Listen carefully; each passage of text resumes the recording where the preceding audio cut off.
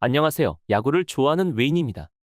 키움 히어로즈 이루수 김혜성이 해외 진출 포스팅을 위한 등록 일수를 이번 시즌을 끝으로 채우게 됩니다. 시즌 전부터 해외 진출에 대한 열망을 피력하기도 했고 구단의 특성상 포스팅 진출을 장려하기 때문에 시즌 후 100% 신청을 하겠죠. 한국 야구 팬들 사이에서 히어로즈 구단하면 딱 떠오르는 것이 메이저리거 야수를 양성하는 사관학교다입니다. 강정호, 박병호, 김하성, 이정우 꾸준히 메이저리그 진출에 성공하여 인식이 강하게 뿌리내렸습니다. 박병호가 비록 실패했지만 강정호가 무리를 일으키기 전까지 걸출한 성적을 거뒀고 김하성도 파드리스 야수 역대 승리 기여도에서 최소 중상위권에 랭크될 만큼 좋은 성적을 이어가고 있습니다. 이정우는 앞으로 성적이 어떻게 되든지 간에 사실 계약 규모 자체만으로 성공했다고 볼 수도 있겠죠.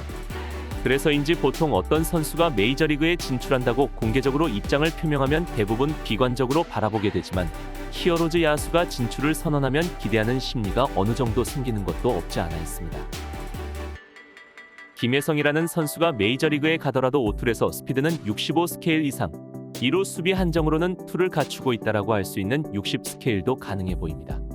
시즌 초까지만 해도 엄청난 페이스를 보여준 김혜성이 현재 지속적으로 하락했음에도 기대하는 팬들이 있는 이유 중 하나라고 봅니다.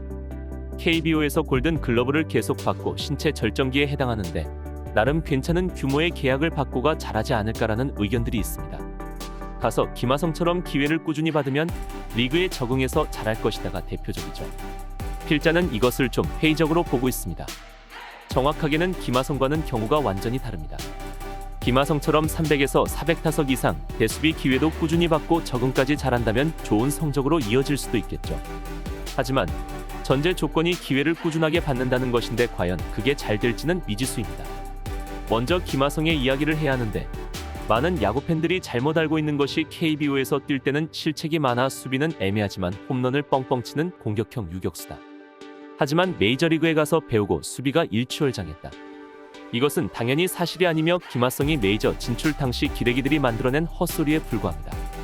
메이저리그에서 국제 유망주를 평가하는 사이트에서는 수비에서 칭찬 일색이었고 특히 유격수가 평가를 받을 때 가장 좋고 중요한 문구까지 기재되어 있습니다.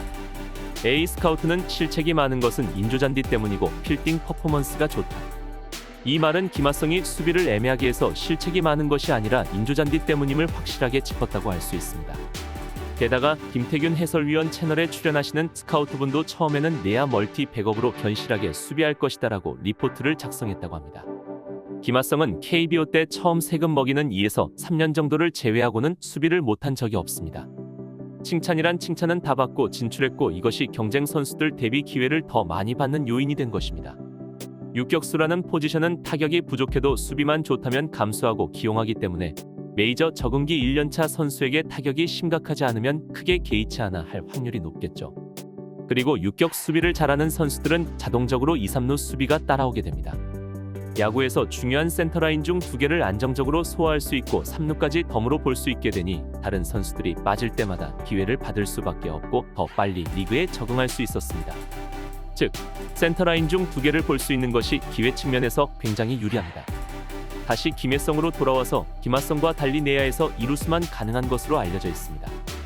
히어로즈 팬 대다수가 송구 정확도 문제가 생각보다 심각해 2루 외에는 기용이 힘들고 원래라면 3루를 봐야 하지만 억지로 유격 기용한 김희집이 차라리 나을 정도다.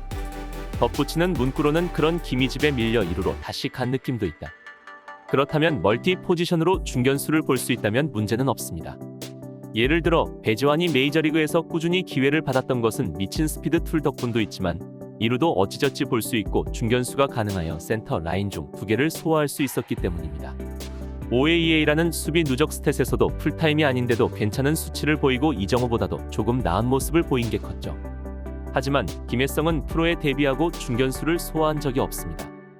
코너웨아를 잠시 본 적이 있기는 하지만 어디까지나 코너웨아는 수비를 전혀 못하더라도 타격만 좋다면 얼마든지 기용하는 자리이기 때문에 이것을 멀티라고 표현하기는 어려운 측면이 있을 뿐더러 타격 재능이 있는 유망주들이 기회를 선점할 확률이 높습니다. 김혜성이 야구 센스가 있기 때문에 김지찬처럼 중견수로 경험치를 먹이면 꽤 빠른 기간 내에 보는데 지장은 없는 수준까지 끌어올릴 수는 있을 것이라 필자는 생각하고는 있습니다만 이것도 상황이 받쳐줘야 가능합니다. 김지찬은 삼성 입장에서 무조건 활용해야만 하는 자원이고 입수라는 상황까지 겹쳐 중견수로만 600, 700 더 나아가 800이닝을 1군에서 경험치를 때려박다시피 합니다. 다수의 메이저리그 구단이 김혜성이 오자마자 무조건 활용해야 할 자원인지 아닌지 확신이 서지 않는 상태에서 저렇게까지 폭발적으로 밀어주기 어렵고 기존 포지션까지 소화한다면 중견수 경험치를 먹기도 쉽지가 않겠죠. 그렇다고 마이너리그에서 1, 2년간 착실히 쌓고 올라오기도 부담이 있을 겁니다. 이런 측면에서 메리트가 떨어지는 것이 있고 기회를 덜 받게 되는 요인이 될 수 있습니다. 이것이 포스팅 금액에 직결될 테며 모든 팬들이 예측하듯 파르한 자이디가 도와주지 않는 이상 김하성의 계약 규모보다 꽤 낮을 것으로 예상됩니다. 운동 능력도 있고 확실히 툴이라고 할 수 있는 요소가 있기 때문에 기회를 전혀 못 받진 않겠지만 한정된 포지션에서 기회를 얼마나 받을지는 미지수이기 때문에 회의적인 시선들을 지울 수 없습니다. 시즌이 끝나고 얼마 지나지 않아 포스팅이 열리면 어떤 대우를 받게 되는지, 어떤 평가를 받는지, 김혜성이 어떤 선택과 행보를 보일 것인지 귀추가 주목됩니다. 지금까지 야구를 좋아하는 웨인이었습니다. 영상을 재밌게 보셨다면 좋아요와 구독 부탁드립니다.